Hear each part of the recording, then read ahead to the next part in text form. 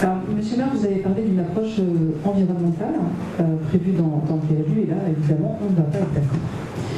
Parce que vous vous en doutez bien, dans ce PLU de Saint-Clément-de-Rivière, il y a un mot, nous, qui nous fait piquer et qui nous fait très mal aux oreilles, c'est Oxylane.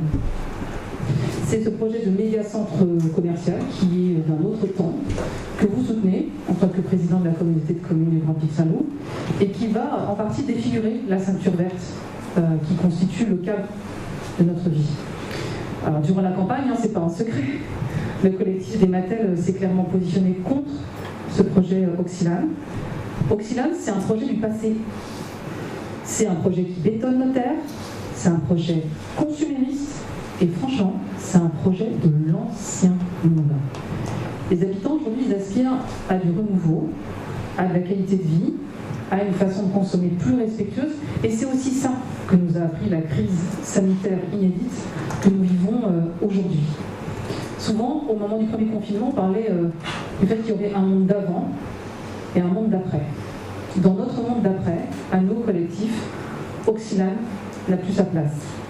On est en pleine urgence climatique. Je pense que de ce point de vue-là, on va peut-être partager au moins cette idée. Et vous, en tant que président de la communauté de communes du Grand Pic Saint-Loup, vous vous accrochez à ce méga centre commercial, quoi qu'il en coûte.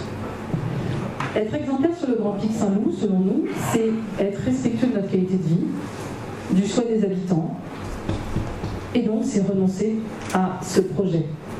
Alors une nouvelle fois, nous vous invitons, vous en tant que président de la communauté de communes, à ne pas persister dans l'erreur.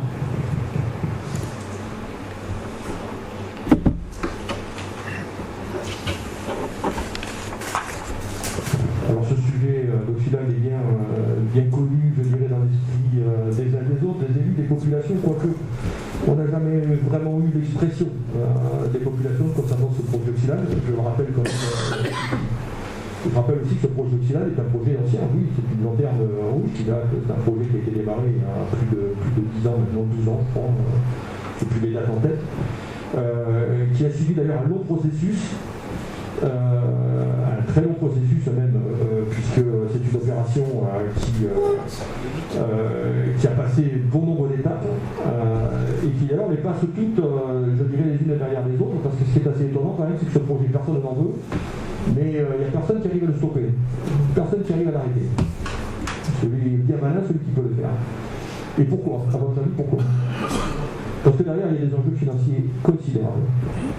Et que la commune de Saint-Clément-de-Rivière, je le rappelle ici, a fait campagne contre le projet Oxylane. Et je salue ici d'ailleurs le courage de Mme le maire de l'avoir fait pendant cette campagne, qui n'était pas facile. Elle n'était pas favorable au projet Oxylane. Je crois que personne n'est réellement favorable aujourd'hui au projet Oxylane. Bien évidemment que les temps ont changé, on est bien d'accord. Mais le projet il est tellement antérieur qu'il est tellement profondément avancé qu'aujourd'hui celui qui l'arrête, il va falloir aussi qu'il en assume les charges financières. Et c'est bien là qu'est le problème. C'est comment absorber les charges financières. Alors, on en est là. Aujourd'hui, bien évidemment, politiquement. Moi, je ne suis pas là, je ne suis pas le porte-parole du territoire du Grand Pic Saint-Loup pour le projet Oxylane. Ne faites pas porter des responsabilités qui ne sont pas les miennes. Aujourd'hui, la côté commune du Grand Pic Saint-Loup n'est pas à l'origine de ce projet. Et c'est pas elle qui le porte, c'est la commune de Saint-Clément-de-Rivière. Donc vous l'avez intégré dans le SCOT quand même. Je veux dire, c'est pas à Mais obligatoirement, c'était obligatoire que nous l'intégrions dans le SCOT. C'est une obligation réglementaire. Ça existe. C'est une obligation réglementaire, c'est pas une obligation politique. Je suis désolé, il faut bien comprendre les choses. Donc on l'a fait, oui, on l'a fait, bien évidemment. Mais pour autant, l'Assemblée communautaire n'a jamais fait, je dirais, des grandes déclarations sur sa volonté absolue du projet Oxylane. Je suis désolé.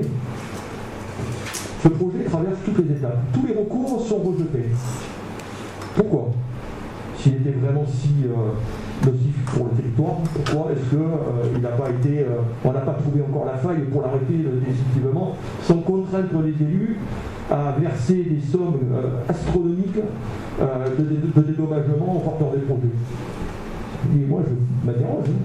J'ai ici la liste de toutes les étapes que j'ai franchies, notamment depuis 2014 avec les arrêtés favorables de défrichement, arrêtés favorables du Conseil général pour le permis d'aménagement qui concerne la desserte du projet, avis avis du préfet de région au titre d'autorité environnementale, rapport avec avis favorable du commissaire enquêteur dans le cadre de l'enquête publique sur l'étude d'impact sur le permis d'aménager, autorisation de permis d'aménager, avis favorable de l'ADDM dans le cadre de l'instruction pour la CDAC, autorisation de la CDAC de l'Hérault, rapport avec avis favorable du commissaire enquêteur dans le cadre de l'enquête publique préalable à l'autorisation au titre de la loi sur l'eau, commission nationale d'aménagement, autorisation du projet, avis favorable du conseil départemental de l'environnement, des risques sanitaires et technologiques, dossier de la loi sur l'eau. Vous en voulez la liste? 2016, arrêté du PC, favorable. Délibération du conseil départemental de l'Hérault validant la convention tripartite, participation financière en vue de la réalisation des travaux routiers. Oui, autorisation commerciale, le retour de la CDAC, tous les recours ont été annulés. Aucun retour n'a abouti. Moi, je veux bien porter seul, là, moi, président de l'intercommunalité, comme vous rassurez, je ne cache pas mon petit doigt. Mais non, c'est pas si simple. C'est pas si simple. Il n'y a jamais eu vraiment le débat communautaire pour ce projet. Ce projet, il émane d'un temps ancien. Et tu l'as dit, Valérie, je te rejoins complètement là-dessus. C'est un projet qui est beaucoup trop long aujourd'hui pour qu'on s'y retrouve. Et aujourd'hui, bien évidemment, ce projet aujourd'hui ne serait pas porté. Il serait arrêté quasiment tout de suite. Quasiment, dans la situation dans laquelle on est aujourd'hui. Mais il y a 12 ou 14 ans, on n'est plus dans le même contexte. On n'est plus dans la même situation. C'est facile aujourd'hui de parler, ça c'est simple.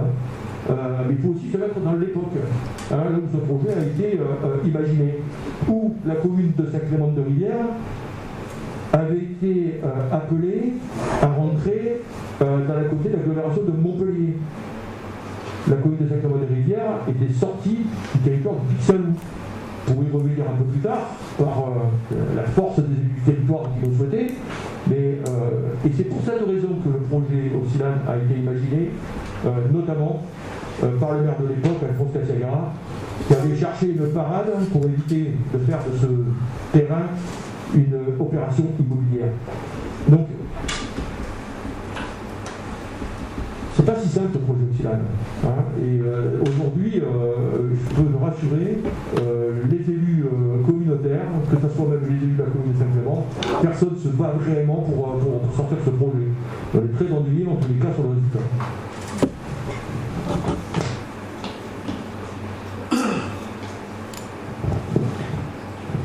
Donc je suis ravie de voir que vous allez rejoindre la position du collectif. A priori, vous n'êtes pas les seuls à porter aujourd'hui. Non, tout à fait. Mais là, on est là pour voter. On est là pour voter la question du. Il y a d'autres associations qui sont mobilisées depuis bien longtemps avant vous, qui ont pignon sur rue et qui font du travail de terrain depuis fort longtemps maintenant. Nous les respectons, nous les avons toujours écoutés, nous avons toujours été à leur écoute. On avance ensemble. Monsieur le maire, si vous me laissiez juste terminer ma phrase, peut-être que vous ne serez pas parti ailleurs, c'est-à-dire que vous allez nous rejoindre dans notre vote. C'est ça que je voulais dire. C'est-à-dire que là, de fait, on est appelés tous à se positionner sur la question du PLU de Saint-Clément-de-Rivière, puisque vous partagez le fait qu'en effet, Oxylane pose un problème. J'imagine que vous allez nous rejoindre sur notre vote. Juste quand même, je voudrais terminer par rapport à ce que vous avez dit. Moi, ça me désole quand même, parce que là, vous êtes en fait en train de faire le constat de l'impuissance des politiques. Si, vous ne pouvez rien faire. D'abord, c'est pas de votre faute. Puis-je rappeler encore une fois. 2, on ne peut rien faire. Tout à l'heure, vous nous avez dit que pour notre commune, vous alliez être ambitieux. Et que malgré la situation, vous alliez être ambitieux. Tant mieux, mais soyons-le aussi pour le Grand Pic Saint-Loup. Il n'y a pas eu de débat à la Comcom. Faites ce débat à la Comcom. Discutez-en entre vous au sein de la Comcom, ça fera aussi plaisir, évidemment. Non, je terminerai, monsieur le maire, s'il vous plaît. Si a priori, c'est la première fois que je vous entends finalement, véritablement, avoir un discours moins positif sur ce centre commercial, et je pense que ça fera en effet plaisir à toutes les associations qui se mobilisent depuis des années contre ce projet, qui dépensent de l'argent, qui sont obligés de faire lever des fonds pour payer des avocats. Si d'ailleurs vous voulez les aider, vous êtes le bienvenu, pour justement faire que ce projet n'aboutisse pas. Au vu de ce que vous venez de dire, je me dis qu'il y a peut-être un espoir. En effet, moi j'appelle plutôt dans ces cas-là à ce que les élus qui qui considère en effet que ce projet est un projet d'un autre temps, et bien que tous ces élus se rassemblent et portent cette voix. Moi, je ne l'ai pas entendu jusqu'ici. Et par ailleurs, il ne vous a pas échappé, mais évidemment, ça sera pas rétroactif, donc ça sera bien dommage pour nous. Mais aujourd'hui, au niveau de la France, on parle quand même d'un moratoire sur ce type de projets commerciaux. Donc nous, finalement, on serait les derniers des Mohicans, ça sera le dernier pour la route, c'est ça? Le dernier petit centre commercial, mais c'est nous qui allons payer pour ça. Et quand on parle de courage politique, vous avez raison, c'est compliqué, parce qu'il va y avoir en effet des pénalités importantes à payer. Mais on a un cas, à côté de nous, d'un président d'une métropole qui a fait le choix courageux de payer pour les erreurs du passé. Juste à côté de nous, la métropole de Montpellier, qu'a fait Michael Delafosse, il vient de dire stop à Aude-à-la-Mer. Oui, il va devoir payer des pénalités auprès du groupe Frey, et ils vont en discuter. Mais il a fait ce choix-là. Et donc non, les politiques ne sont pas impuissants. Je rappelle qu'Aude-à-la-Mer, c'est un projet quand même assez récent, que le projet c'est un projet beaucoup plus ambitieux, notamment, derrière aussi, il y a des propriétaires. Les terrains appartiennent à quelqu'un. C'est pas des terrains publics, c'est des terrains qui appartiennent à une famille. Ils ont des droits, je dirais, concernant leur sol. Oui, non, c'est pas si simple. Et en effet, les indemnités aujourd'hui dont tu parles de la sont des indemnités qui peuvent être extrêmement conséquentes, très importantes quand même. Voilà. Nous, ce qu'on regrette, c'est qu'une telle procédure, aujourd'hui, passe toutes les étapes. Il n'y a personne qui freine, il n'y a personne qui les arrête, alors que si ce projet vraiment ne correspondait pas au territoire, pourquoi ça n'a pas trouvé les moyens juridiques de le bloquer? Ça ne peut pas être que politique. Ça ne peut pas être que politique.